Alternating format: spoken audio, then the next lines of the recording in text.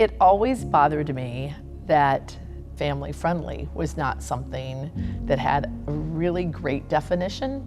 Does that mean adults won't like it because it doesn't have those other things?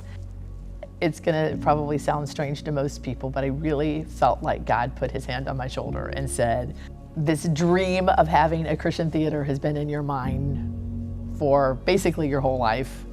And now's about the time to get busy and start doing it. So at that particular time, I had been working at my church and the school that was associated with it. And I had built up a team of costumers and people who worked on set and tech and all that. So I went to all of them and said, what if we move this outside of the church and find a place that can really be a lighthouse for Christians? So somehow or another, I had to come up with this budget of trying to figure out exactly how much I needed to really make it day by day. So somebody suggested that schools will allow you to use their facilities if you're a non-for-profit. But it's not an auditorium, it's a gym, but it has a stage on the other end of it. And then realized that every time I use it, I'm also sharing it with basketball practice. Even all the way up to opening night, every time we had a rehearsal in there, we also had basketball practice going at the same time. So right after we got done with having our first play at Peacock Junior High, I very quickly realized that that was not a very great place to have rehearsals. And so I was sitting at a dinner with our village manager at that particular time, and he said, well, there's a little church here in Itasca. Have you talked to them? Because they need money, and so it would be something that could maybe be a really great benefit to both of you. And he suggested that we meet at the McDonald's. And so I was getting ready to go. My husband said, what are you gonna do though? What are you gonna ask him? And I said, I honestly have no idea. I'm just gonna let God guide the conversation. And I remember in the back of my mind kind of arguing with God and saying, I can't ask this man for anything. He loves his people, he loves his church. This is just not right for me to take that away from that. So I didn't. So I just kind of ended with the closing remark of saying, thank you so much. And he took his key out of his pocket of the church and handed it to me and said, I have no idea why, but I really would like to offer you a place that you can have all your plays for as long as you need them. Obviously, everything that we had really started there. So the foundations of everything. We learned how to put a season together. We learned how to do season tickets. And even at that time, we really didn't have the money to do a lot of technical things. So for instance, the first time that we did It's a Wonderful Life, we didn't have any money for a snow machine.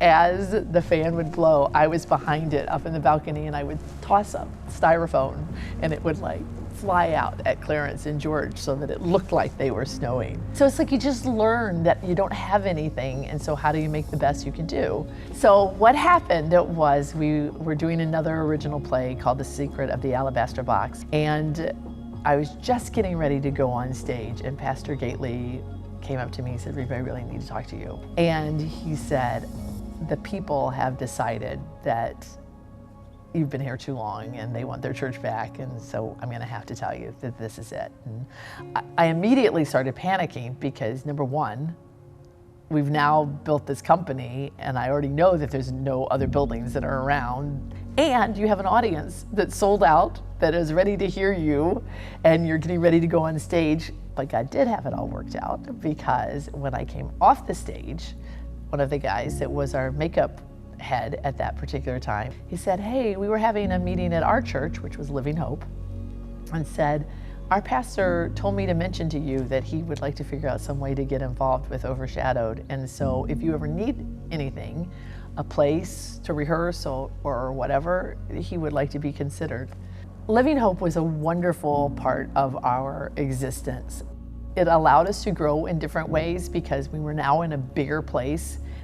We also had a piano and a drum set on stage, and they asked us to instead take down the set, get a storage unit and put it out in the back of the church, so that on Saturday nights, part of the cleanup for the cast was you had to take everything out, put it in this trailer, and then put it back together.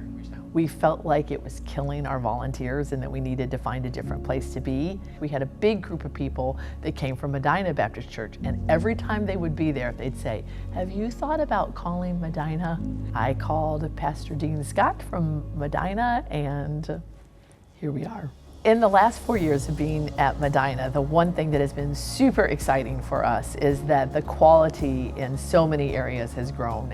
God is just bringing people that also have a lot of training and have been doing plays or musicals or performing in some way for many, many years, and it just adds. The more levels of that you can have gives us a better quality and enjoyment level to the audience. If you look at a chart and you see how much it costs to put a play on, a production on, you need much more than the ticket price. Our ticket prices, we always say, I want to be representative of being family friendly in a way that to be family friendly, that means it has to be family affordable as well. So how do we make up that difference if we want to have great costumes and great sets and all the other things that come with it? When I would apply for a grant, the number one thing that always came back to me is that if we would just take God out of our mission, that they could give us money, or they could get us another person who would be willing to advertise in our playbill.